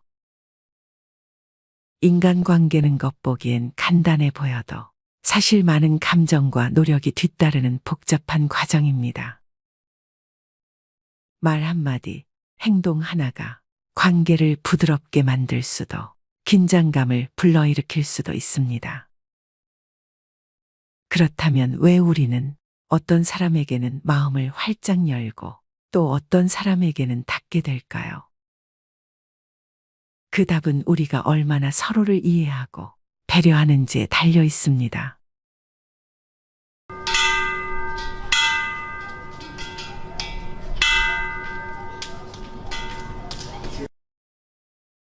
아이고, 관리비가 또 밀렸네요. 어르신, 이번 달엔 꼭 좀 부탁드려요. 관리실 직원의 말에 김명자 할머니는 고개를 푹 숙였습니다. 통장을 들고 은행에 갔을 때 잔액은 7,000원. 생활비를 인출한 지도 오래됐고 최근엔 아들 집에서 반찬을 좀 나눠줘서 겨우 끼니를 이어가고 있었습니다. 그런데도 그녀는 말합니다. 아들한테는 절대 손 안 벌려요. 민폐잖아요. 그런데 안타깝게도 장고는 이미 그녀의 의지를 배신한 지 오래였습니다. 명자 할머니의 이야기는 결코 남의 일이 아닙니다. 70이 넘도록 죽어라 일만 하며 살아왔는데 통장엔 늘 10만 원도 남지 않았다는 중장년층의 고백. 어쩌다 우리 세대의 통장은 이토록 텅 비었을까요? 왜 은퇴한 6070 세대들의 통장에는 100만 원도 남아있지 않은 걸까요? 많은 분들이 이렇게 말씀하십니다. 70 넘으면 그냥 조용히 집에만 있는 거지. 뭐 그렇게 돈이 들겠어요. 하지만 현실은 전혀 그렇지 않습니다. 퇴직 후 20년은 기본이고 30년을 넘기는 경우도 적지 않습니다. 65세 이후 평균 기대 수명은 84세를 넘어가고 있고 부부 중 한 사람이 90세 이상까지 사는 경우도 아주 흔해졌습니다. 하지만 대부분의 60대, 70대들은 아직도 이렇게 생각합니다. 노후는 그냥 연금으로 대충 살면 되겠지. 아프지만 않으면 되잖아. 나이 들면 돈 안 써. 하지만 현실은 달라요. 병원비, 치과비, 집 수리비, 명절 경조사비, 손주 용돈, 보청기, 안경 교체, 한 달 식비까지. 이 모든 것이 60대 이후부터 본격적으로 돈을 갉아먹기 시작합니다. 문제는 많은 분들이 아직도 50대처럼 쓰고 있다는 거예요. 그냥 한 달에 몇십만 원은 나가게 되더라고 하는 식으로요. 그게 바로 위험의 시작입니다. 노후는 안 써도 돈이 새는 시기예요. 쓰지 않아도 세월이 가져가는 돈이 있다는 걸 모르고 지나가다 보면 어느 순간 통장 잔고가 0원이 됩니다. 또 자존심이 문제인 경우도 많습니다. 가난해도 남에게 손 안 벌리는 것, 부족해도 자식에게 부담 주지 않는 것. 이게 미덕처럼 여겨져 왔어요. 그런데 자존심은 준비 없는 사람에겐 아무런 방패가 되어주지 않습니다. 자존심을 지키려면 돈이 필요합니다. 체면을 유지하려면 자산이 있어야 합니다. 자존심은 스스로를 지탱하는 강한 무기이지만 그 안에 든 칼날은 현실이 닿는 순간 너무 쉽게 부러지죠. 그러니 자존심이 강한 분일수록 더욱더 철저한 준비가 필요합니다. 그런데 놀랍게도 그런 분들이 나는 괜찮아 하며 대비를 등한시합니다. 결국 통장에 100만 원도 없는 채로 병원 앞에서 고개를 떨구게 되는 겁니다. 그리고 또 하나, 자식이 있으니까 괜찮다고 믿는 겁니다. 통장에 잔고가 없는 분들에게 이유를 물으면 종종 이렇게 대답하십니다. 나도 애들 키웠고 애들이 있으니까 그래도 어디 가서 굶기야 하겠어. 그런데 이 믿음은 현실을 외면한 환상입니다. 오늘날 30대, 40대 자녀들은 자신조차 감당이 어려운 세대를 살고 있어요. 물가 상승률, 집값, 교육비, 대출이자, 치솟는 보험료, 이들은 이미 삶에 쫓기고 있으며 부모까지 부양할 여력은 턱없이 부족합니다.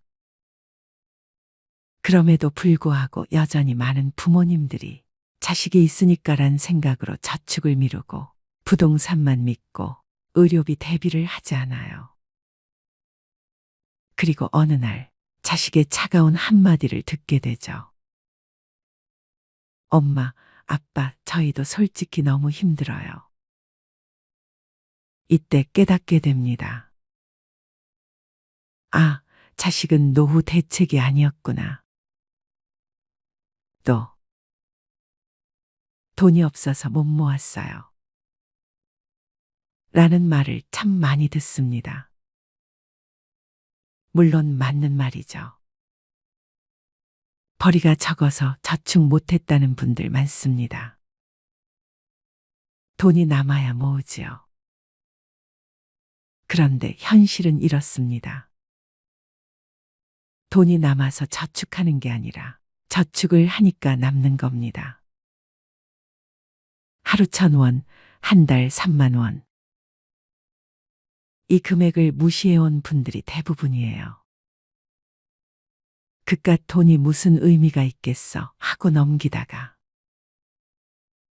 10년이 지나도 20년이 지나도 통장엔 여전히 0이 찍혀 있습니다. 반면 정말 소득이 적어도 매달 3만 원, 5만 원씩 꾸준히 모아온 분들은 그래도 급할 땐 꺼낼 게 있어서 다행이에요 라고 말하십니다. 문제는 금액이 아니라 습관입니다.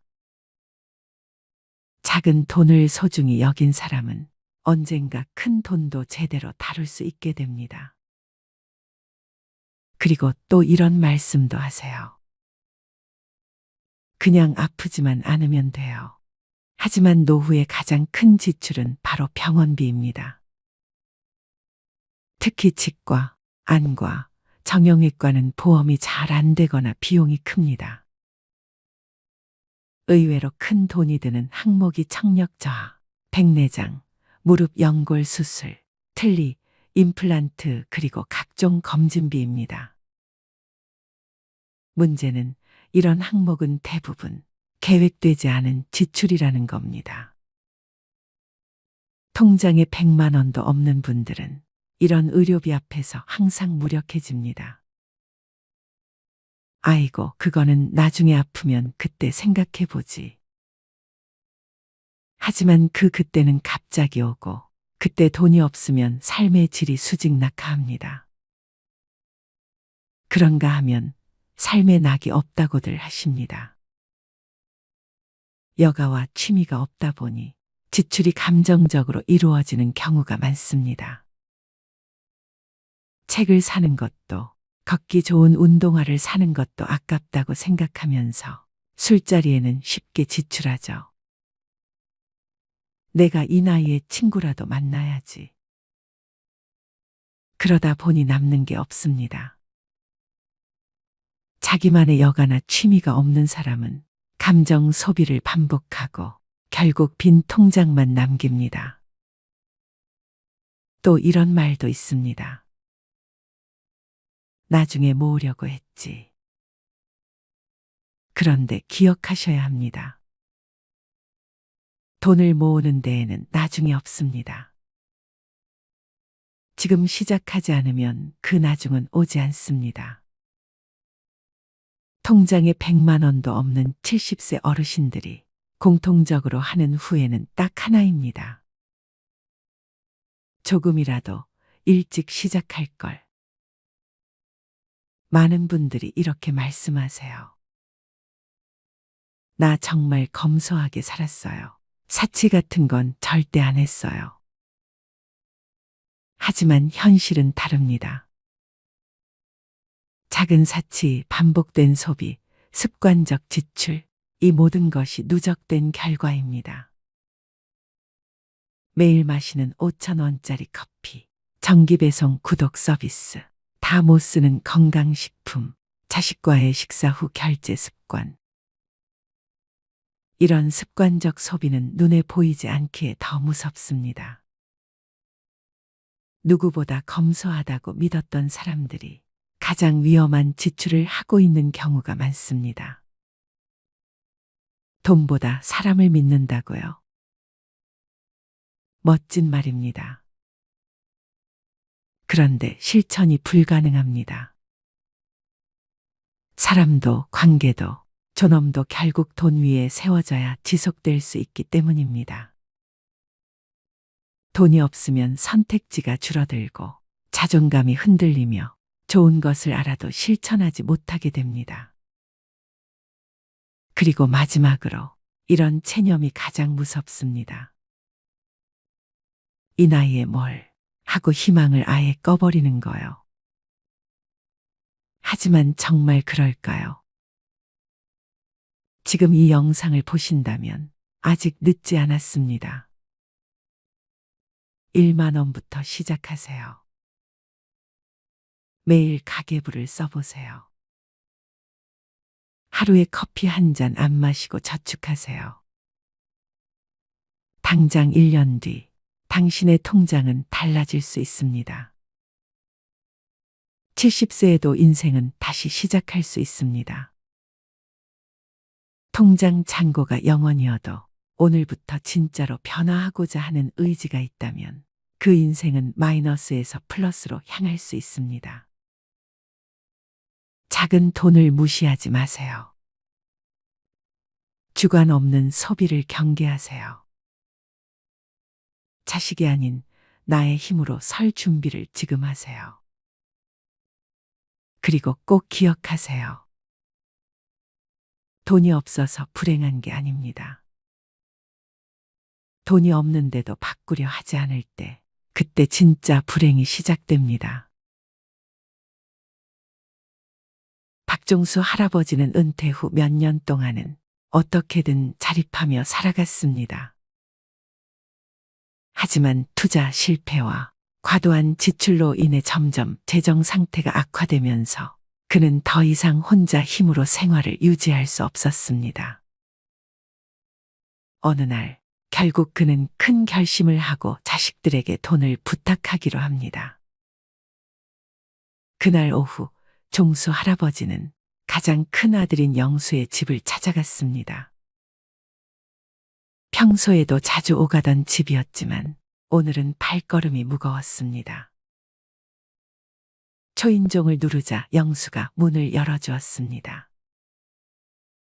아버지, 웬일이세요? 오랜만에 오셨네요. 종수 할아버지는 어색하게 웃으며 집 안으로 들어갔습니다. 따뜻한 차를 대접받으며 그는 몇 번이나 입을 때려다가 다시 다물었습니다. 결국 마음을 굳게 먹고 조심스럽게 말을 꺼냈습니다. 영수야, 아버지가 정말 미안한데 이번 달 생활비가 부족해서 좀 도와줄 수 있겠니? 영수는 순간 당황한 듯 멈칫했습니다. 그는 이미 가정의 생계를 위해 열심히 일하고 있었고 아이들의 교육비와 각종 생활비로 부담이 컸기 때문입니다. 그러나 아버지를 외면할 수는 없었습니다. 네, 아버지 얼마나 필요하세요? 종수 할아버지는 잠시 머뭇거리다 조심스럽게 말했습니다. 한 50만 원 정도면 될 것 같구나. 급한 건 다 해결하고 나면 갚을 수 있을 거야.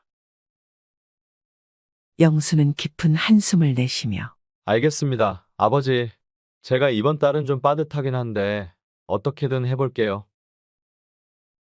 라고 대답했습니다.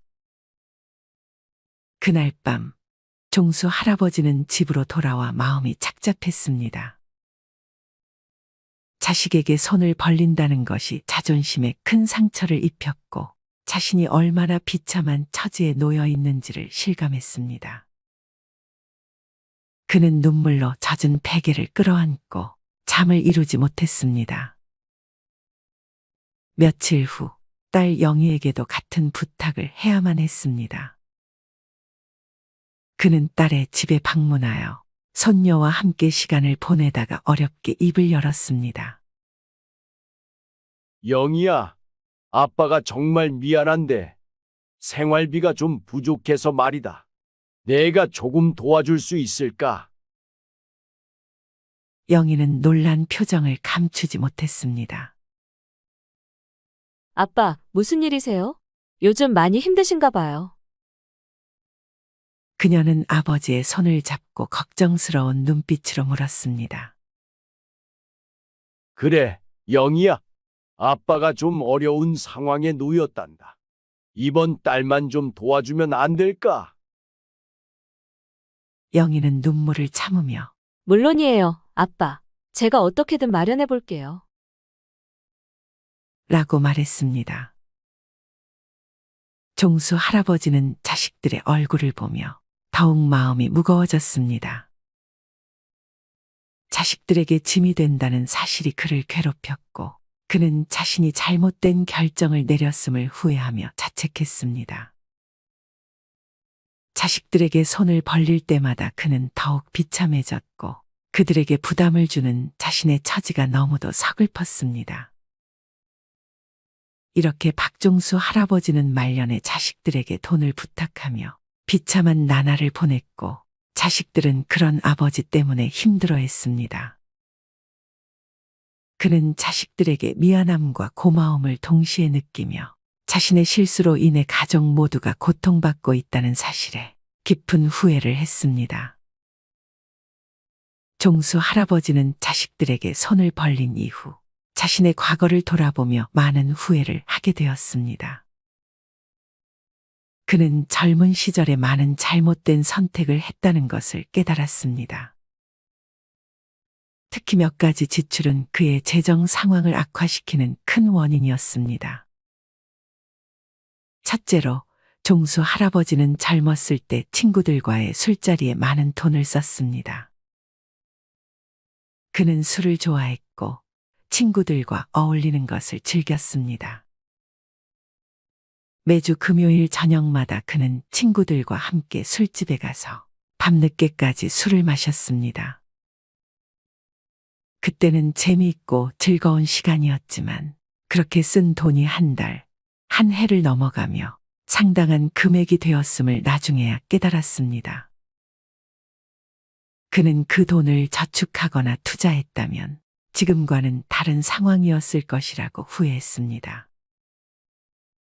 둘째로, 종수 할아버지는 무리한 모임과 회식에 큰 돈을 썼습니다. 회사에서 중요한 자리나 회식이 있을 때마다 그는 자신이 적극적으로 나서서 계산을 하곤 했습니다. 후배들과 동료들에게 좋은 인상을 주고 싶어 했기 때문입니다. 그는 자신의 지갑을 열며 후배들에게 인심을 베푸는 것이 당연하다고 생각했지만 그로 인해 쌓인 비용은 그의 재정에 큰 부담이 되었습니다. 셋째로 종수 할아버지는 가족 여행에 많은 돈을 썼습니다. 그는 가족들과의 추억을 만드는 것이 중요하다고 생각해 자주 여행을 떠났습니다.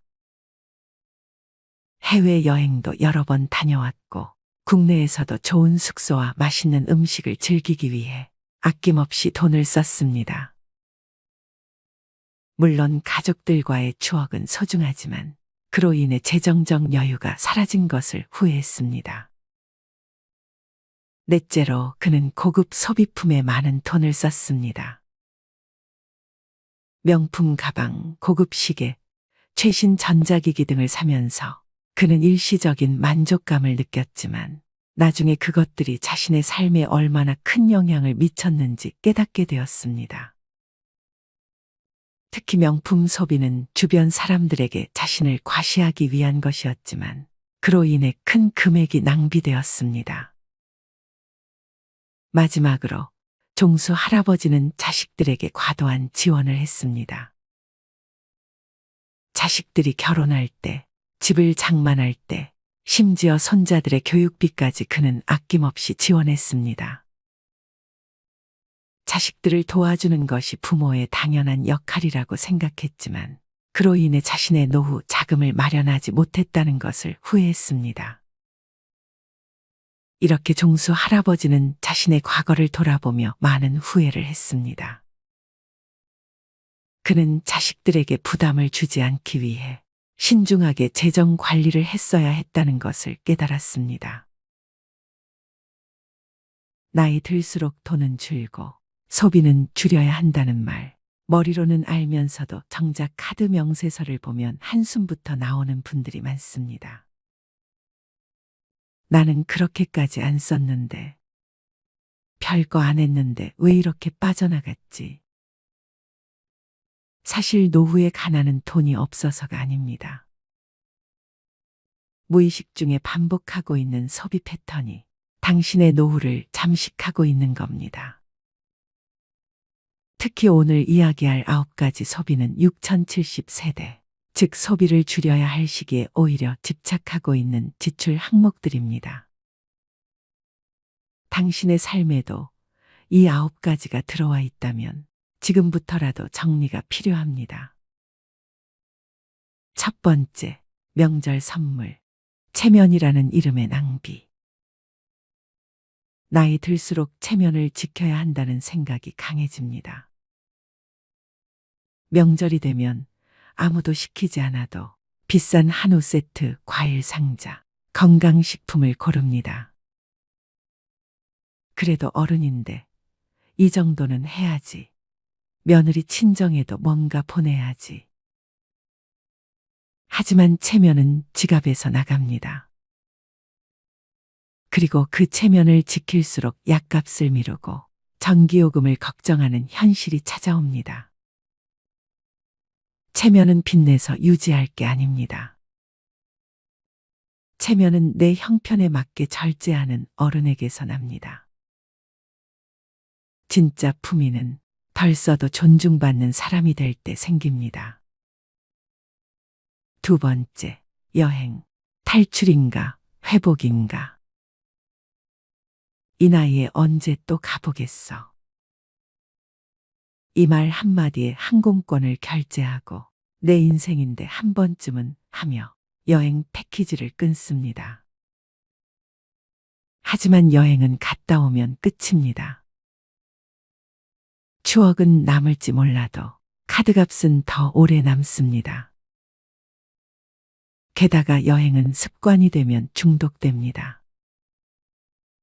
또 가야겠다. 안 가면 허전해. 문제는 여행이 회복이 아닌 회피가 되는 순간부터 노후는 무너지기 시작한다는 점입니다. 지속 가능한 삶은 감정이 가라앉은 상태에서 가도 되는 타이밍에 가는 여행이어야 합니다. 세 번째, 옷. 과거의 멋이 현재의 짐이 될 때. 나도 이 정도는 입어야지. 할머니라고 아무 옷이나 입나. 나이 들어도 멋지고 싶은 마음 당연합니다. 하지만 옷장이 가득 차 있고 입는 옷은 늘 똑같은데도 또 다시 신상을 고르고 있다면 그건 멋이 아니라 불안을 지우기 위한 소비일 수 있습니다. 노년의 멋은 비싼 옷이 아니라 단정함에서 시작됩니다. 꾸준히 다림질된 셔츠, 잘 맞는 슬랙스, 깔끔한 운동화. 그것이면 됩니다. 진짜 품위는 옷에서 나오는 게 아니라 자기 삶에 책임지는 태도에서 나옵니다. 네 번째, 커피. 하루 한 잔은 괜찮을까? 퇴직 후 할 일 없는 하루의 시작은 늘 커피 한 잔으로 열립니다. 집에 커피 믹스가 있어도 굳이 테이크아웃 한 잔을 사야 하루가 시작된 것 같은 기분이 듭니다. 하루 4,000원. 한 달이면 12만 원. 1년이면 144만 원입니다. 그거 아껴서 얼마나 모으겠어? 그렇게 말하는 순간 매달 반복되는 작은 구멍이 노후 재정을 서서히 잠식합니다. 여유는 커피로 사는 것이 아니라 관계와 일상 속에서 길러야 할 감정입니다. 돈 들여 위로받는 습관은 결국 더 큰 허기를 남깁니다. 다섯 번째, 택시. 편함의 이름으로 무너지는 근력. 한 정거장 거리도 걷기 싫어집니다. 힘들잖아. 택시 타면 편하지. 그런데 이상하게 이 편함은 갈수록 더 많은 불편함을 부릅니다. 걷는 횟수가 줄어들수록 무릎은 더 약해지고 심장은 더 나빠집니다. 택시비는 그 자체로도 문제지만 움직이지 않는 대가로 찾아오는 병원비는 그보다 훨씬 비쌉니다. 노후의 편안함은 무조건적인 편리함이 아니라 내 몸이 스스로 움직일 수 있는 자유에 있습니다. 여섯 번째, 손주를 위한 지출. 사랑이라는 착각. 손주가 온다 하면 마트부터 갑니다. 과자, 장난감, 옷, 용돈까지. 그래도 할머니인데 뭐라도 해줘야지. 그렇게 매달 10에서 20만 원씩 쓰면서도 정작 자신은 라면으로 끼니를 때웁니다. 그런데 손주는 과자나 돈보단 할머니가 해준 이야기와 밥을 더 오래 기억합니다. 사랑은 사는 것이 아닙니다. 시간을 함께 보내는 것, 함께 눈을 맞추는 것이 진짜 사랑입니다. 지갑이 아니라 마음으로 손주를 대하세요. 일곱 번째, 경조사비. 관계라는 이름의 강요. 친구 아들 결혼이라는데 다들 10만 원 낸다더라. 나만 5만 원 하면 이상하게 보이겠지. 경조사비는 기준이 없습니다. 그래서 더 어렵습니다. 그러나 중요한 것은 당신의 형편과 마음입니다. 남들이 10만 원 낸다고 나도 무리해서 맞추다 보면 정작 당신 자녀의 결혼식엔 통장이 비어 있을 수 있습니다. 경조사비는 투자가 아닙니다. 돌려받지 못할 수도 있습니다. 그래서 더욱 신중하고 절제 있게 써야 할 지출입니다. 여덟 번째, 건강식품. 건강은 사는 게 아니다. 이거 먹으면 혈압 내려간대요.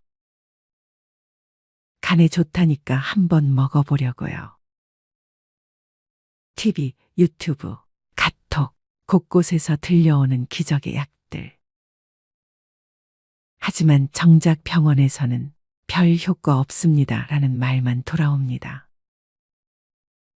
건강은 한 알로 회복되는 것이 아니라 식사, 수면, 운동, 스트레스 관리라는 기본에서 회복됩니다.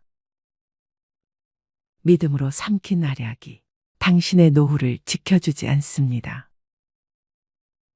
건강은 소비가 아니라 생활입니다. 9번째, 자동차. 탈 수 있는가, 감당할 수 있는가. 차가 있어야 어딜 가든 편하지. 이 나이에 버스 타기엔 좀. 차는 편리하지만 주유비, 보험료, 정기검사, 수리비, 주차비, 감가까지 계속해서 돈을 잡아먹습니다. 특히 쓰지 않으면서도 가지고만 있는 차는 가장 비싼 소비입니다. 탈 일이 없다면 차를 유지하지 않는 것도 선택입니다. 진짜 자유는 가지지 않아도 불안하지 않은 상태에서 생깁니다. 사람은 더 가지는 싸움에서 행복해지는 것이 아니라 덜 가지는데도 괜찮아지는 싸움에서 자유로워집니다. 누군가는 말합니다. 나이 들면 소박하게 살아야 한다. 하지만 진짜 소박함은 절제가 생활이 된 사람에게서 나옵니다. 아리스토텔레스는 이렇게 말했습니다. 훌륭한 삶이란 많은 것을 소유한 사람이 아니라 적게 필요로 하는 사람에게 주어진다. 당신의 소비 습관은 지금 당신이 어떤 사람인지 말해주는 거울입니다. 그 거울을 마주하고 불필요한 것들을 하나씩 덜어낼 때 비로소 당신의 삶은 가난에서 벗어나기 시작합니다. 더 벌 수 없다면 덜 쓰는 것이 지혜입니다. 덜 쓰는 삶이 결국 더 오래, 더 평온하게 당신을 지켜줄 것입니다. 마지막으로 좋은 글 하나 소개해 드리겠습니다. 이 글을 들으면서 여러분들이 살아온 인생을 한번 돌아보시길 바랍니다. 이젠 나 스스로를 사랑해야 한다. 우리는 이 세상에 올 때 혼자였다. 갈 때도 동반자가 있을 리가 없다. 사람으로 사는 것은 필경 외로운 일일 것이다. 고독을 즐기다가 새로운 인생을 만난 사람도 있고 오랜 동행의 종지부를 찍은 사람도 있다. 내 삶의 가치는 결코 타인에 의해, 타인이 만들어 놓은 상황에 의해 매겨지는 것이 아니다. 내가 나를 어떻게 바라보느냐, 내가 내 삶을 어떻게 살아가느냐에 따라 달라질 것이다. 우리는 다른 이들과 함께 있을 때 맡겨진 대역을 충실하게 연기한다. 늘 정해진 각본대로 따라하는 훈련이 자신의 진정한 모습을 잃어버리게 만든다. 당연히 스스로를 솔직하게 대면하지 못하는 사람이 생기기도 하고, 자기 자신을 평가하고 투자하는 데 철저히 인색했다. 혼자인 사람은 가장 자유로운 사람이다.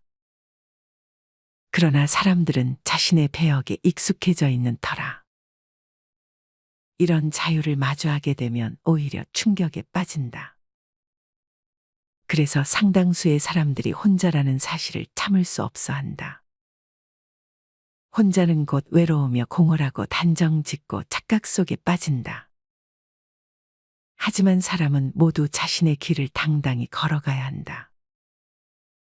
이젠 자식도 배우자도 일상의 삶에서 잠시 내려놓고 그들만큼이나 사랑한 열정을 오래 잊고 지냈던 나 자신과의 사랑을 위해 사용해 보기로 하자.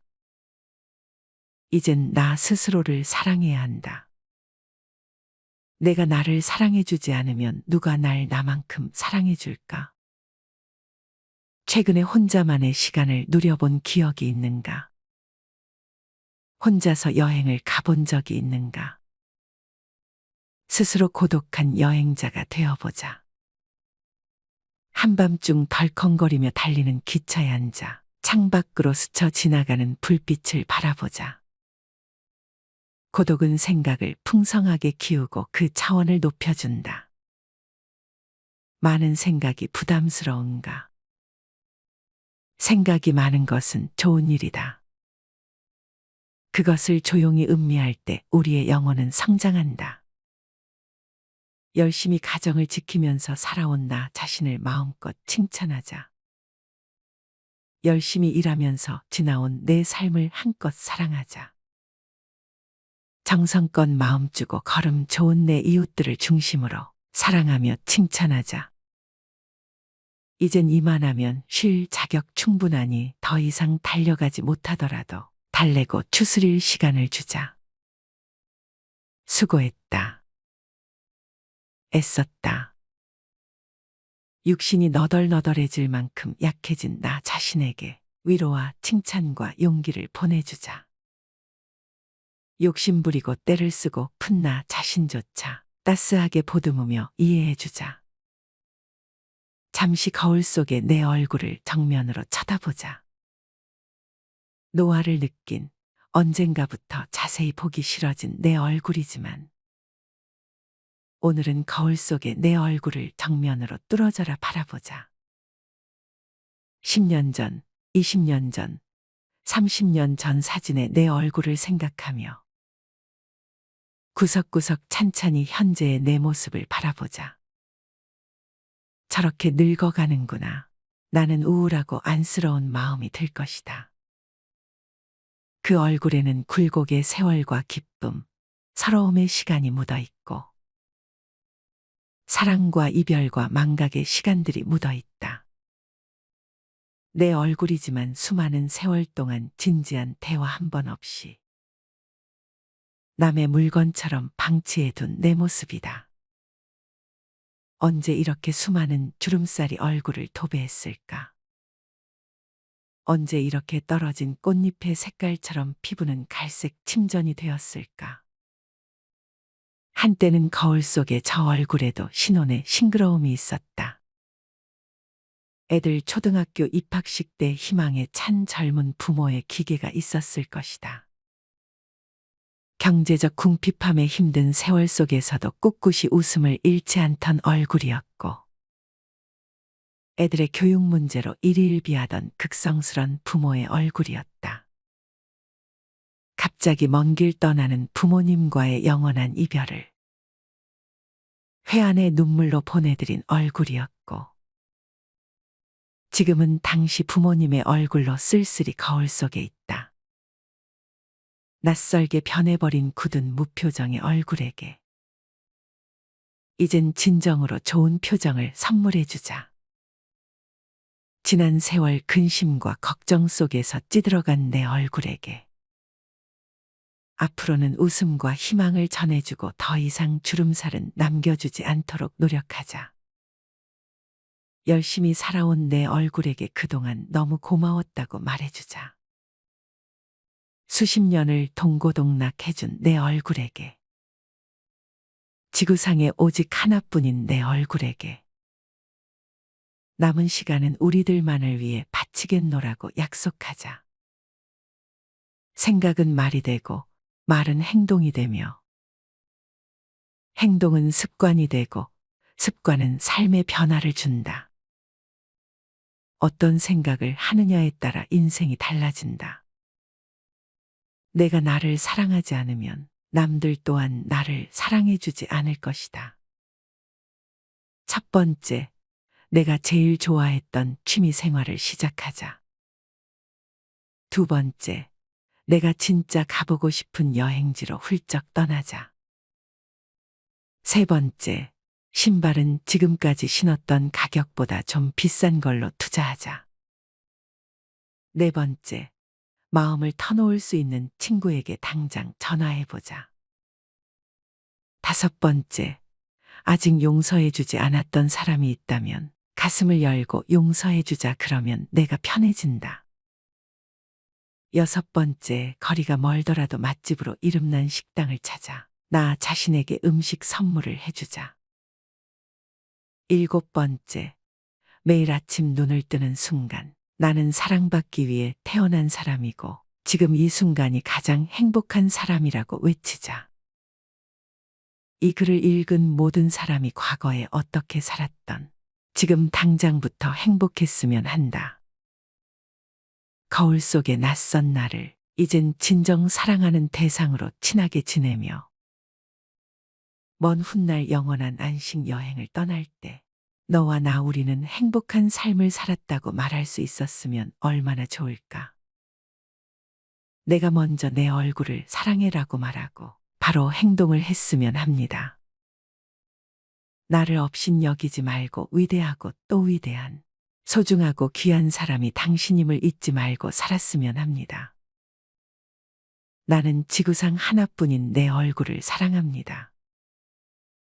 왜냐하면 한평생 희노애락을 같이 경험하며 살아온 얼굴이니까요. 이제는 늦기 전에 인생을 즐겨라. 아주 오래 살 것처럼 행동하면 어리석다. 걷지도 못할 때까지 기다리다가 인생을 후회하지 말고 몸이 허락하는 한 가보고 싶은 곳 여행하라. 혹시 병 들더라도 겁먹거나 걱정하지 마라. 태어나서 늙고 병들고 죽는 것은 누구에게나 오는 것 아닌가. 몸은 의사에게 맡기고 목숨은 하늘에 맡기고 마음은 스스로 책임져야 한다. 자식들이나 손자에 관한 일은 눈으로 보고 귀로 듣기만 하고 입은 꼭 다무셔라. 자신이 자신을 최고로 여기고 자신을 대접하며 살다가 생로병사에 순응하며 살자. 머물듯 가는 것이 세월인 것을